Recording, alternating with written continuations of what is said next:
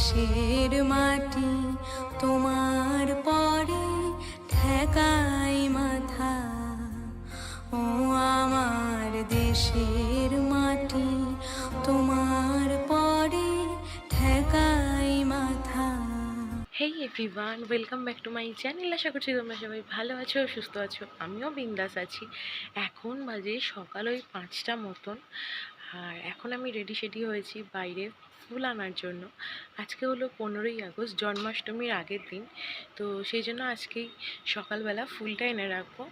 So চলো আমার সাথে।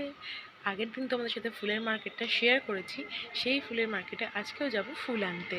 তো বুঝতেই পারছো, একদম সকাল সকাল ঘুম থেকে উঠে কোনো রকমে রেডি হয়ে বেরিয়ে গেছিলাম ফুল কেনার জন্য। জন্মাষ্টমীর আগের দিন কিন্তু বেশ রোদ ছিল, রোদ ঝলমলে একটা দিন। 5টা 24-এর ট্রেনে যখন যাচ্ছি তখন অলরেডি রোদ উঠে গেছে। আর এখন আমি ফাইনালি চলে এসেছি বারাসাতে। আগের রাখি পূর্ণিমার ভিডিওটাতে অলরেডি আমি তোমাদের সাথে শেয়ার করেছি এখানে কতটা সস্তায় ফুল পাওয়া যায়। তো এই ভিডিওতে এই ফুল নিয়ে ডিটেলস আর কিছু শেয়ার করছি না। সকাল সকাল আমরা চলে এসেছি ফুল কিনতে। এখন আমরা ফুল কিনতে এসেছি, কিন্তু বিরাট ভিড়, জানি না ফুল পাবো কিনা। আমি তো আজকে বারাসাতে আসার আগে ভুলেই গেছিলাম যে আমার মাথায় শুধু একার বুদ্ধি নেই, প্রত্যেকের মাথাতেই বুদ্ধি আছে। আসলে আজকে এই প্রথম এই ফুলের মার্কেটটাতে, এখানে পাইকারি রেটে ফুল বিক্রি হয়, আমি আগেই বলেছি। তো এই ফুলের মার্কেটে এত ভিড় ফার্স্ট টাইম দেখলাম। আর ফুলের দাম এখানেও প্রচুর বেশি। একটু দেখে শুনে 10টা আকন্দের মালা আর ওই 20 টাকার মতো বেলপাতা নিয়েছিলাম। 10টা আকন্দের মালা অনেক বার্গেনিং করে 90 টাকায় পেয়ে গেছি। তারপর বারাসাত থেকে চলে আসলাম সোজা কাকড়া মির্জানগর। আর এখানে পুণ্যার্থীদের ভিড়ে ট্রেন থেকে নামার বদলে ট্রেনের আরো ভিতরে ঢুকে যাব। যাই হোক, পুলিশ প্রশাসন ছিল যার জন্য ট্রেন থেকে নামতে সক্ষম হয়েছি। কালকে জন্মাষ্টমী, আজকে থেকেই কিন্তু লোকনাথ বাবার মাথায় জল ঢালা শুরু হয়ে গেছে। আমি তো ভাবতেই পারিনি এত ভিড় হবে। আচ্ছা, যারা জানো না তাদের জন্য বলে রাখি, কাকড়া মির্জানগর স্টেশন থেকে নেবেই কিন্তু কচুয়া ধামে যেতে হয়, যার জন্য কাকড়া মির্জানগরে এত ভিড়। কচুয়া ধামে লোকনাথ বাবার মাথায় জল ঢালা পুণ্যার্থীদের। আমরা কিন্তু কাকড়া মির্জানগর স্টেশন কচুয়া ধাম যাওয়ার জন্য নামিনি। কাকড়া মির্জানগরে না স্টেশনের কাছে একটা দোকানে খুব ভালো কচুরি বিক্রি করে, এখানে একটু কচুরি খেতে আর এই টুকটাক স্টেশনের কাছে যে মেলা বসেছে সেইগুলোই দেখতে। কাকড়া মির্জানগর স্টেশন থেকে কিন্তু কচুয়া মন্দির বেশ অনেকটা দূর।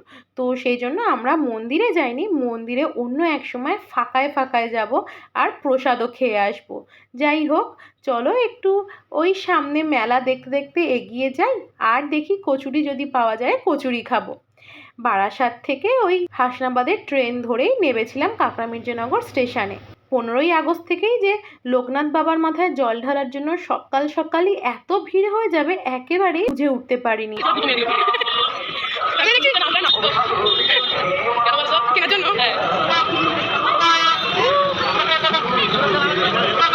আর তোমাদের আমি এই দোকানটার কথাই বলছিলাম।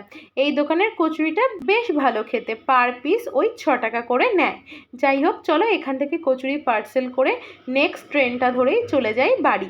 তারপর তোমাদের সাথে বাড়ি গিয়ে আবার কথা বলছি।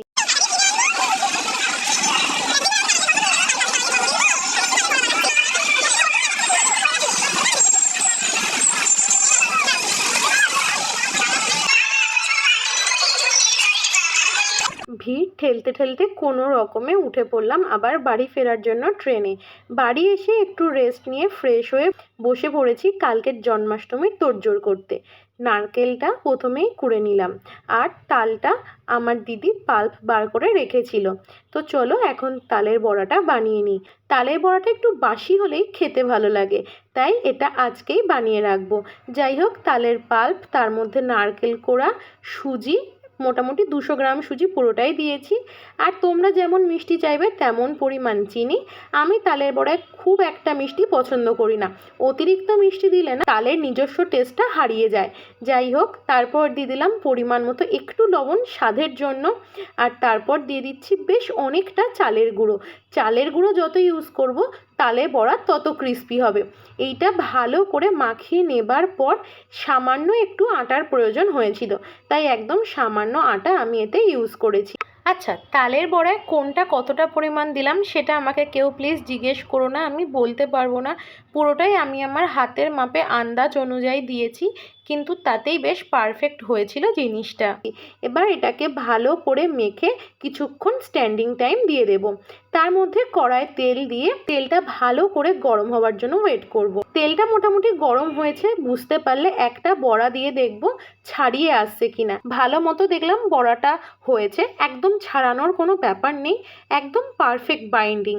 তারপর সব বড়া এক এক করে ডুবো তেলে একদম কড়া কড়া লাল লাল করে ভেজে তুলে নিলেই তৈরি হয়ে যাবে গোপালের প্রসাদের জন্য তালের বড়া।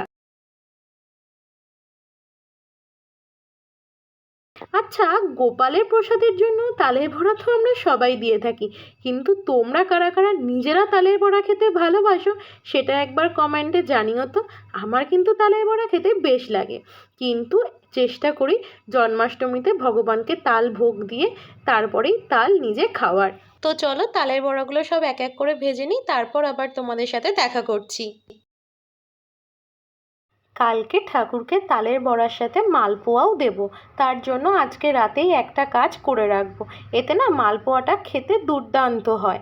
একটা বাটিতে পরিমাণ মতো সুজি, আমি 200 গ্রাম সুজি, 200 গ্রাম চিনি আর 500 ml যে দুধের প্যাকেট হয় সেটা একসাথে 3টে মিশিয়ে আর স্বাদ মতো ওই লবণ দিয়ে ভালো করে মিশিয়ে এটা ফ্রিজে রেখে দেব।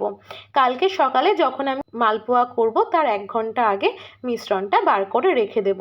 যাই হোক, চলো আজকের দিনটা এখানেই শেষ করছি। আজকে রাত পেরোলেই জন্মাষ্টমী, কালকের নতুন দিনের সাথে আবার একটা নতুন ভিডিও শুরু করছি।